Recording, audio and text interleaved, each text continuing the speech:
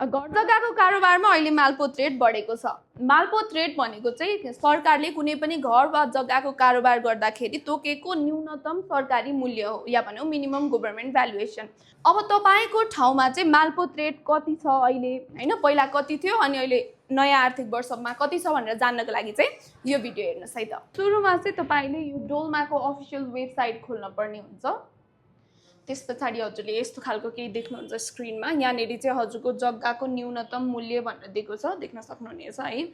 यहाँ चाहिँ तपाईँको आर्थिक वर्ष 2082-83 को दिएको छ। सो पहिलाको रेट हेर्नको लागि तपाईँ 82-83 मा जानु पर्यो भने अहिलेको अब नयाँ आर्थिक वर्षको हेर्नको लागि तपाईँ 83-84 मा जानुपर्ने भयो। अब तपाईँको ठाउँ अनुसारको, जिल्ला अनुसारको यहाँनिर दिएको हुन्छ है। अब यहाँनिर तपाईँले कुनको हेर्नुहुन्छ, तपाईँ यदि इलाम मङ्गलबारी इलामको हेर्दै हुनुहुन्छ भने चाहिँ तपाईँ यहाँनिर जानुपर्ने भयो। अब यहाँनिर तपाईँको न्यूनतम मूल्याङ्कन पुस्तिका भनेर दिएको छ। अब यो तल सिधै अझै तल जानुहोस् तपाईँहरू, मङ्गलबारीको यहाँनिर छ होइन, जितपुर, दुसेनी, कुन क्षेत्रको कति छ भनेर चाहिँ अनि यहाँनिर दिएको छ। ल हेर्नुहोस्, यो बुधबारे बजार क्षेत्रको प्रति आना 66,000 भनेर तपाईँको यो सरल दिएको छ।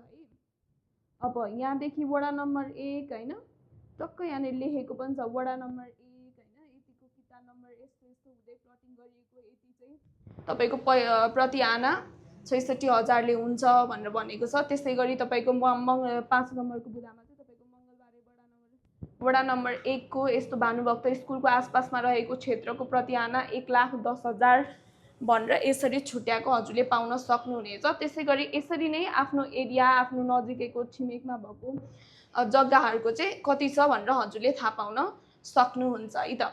अब त्यसै गरी हजुरलाई चाहिँ यो पहिलाको यो आर्थिक वर्ष 82-83 को हेर्नु छ भने चाहिँ यहाँबाट गएर फेरि पनि हजुरले त्यही नै मङ्गलबारी इलामकै हेर्न सक्नुहुनेछ आफ्नो ठाउँको होइन कति थियो भनेर।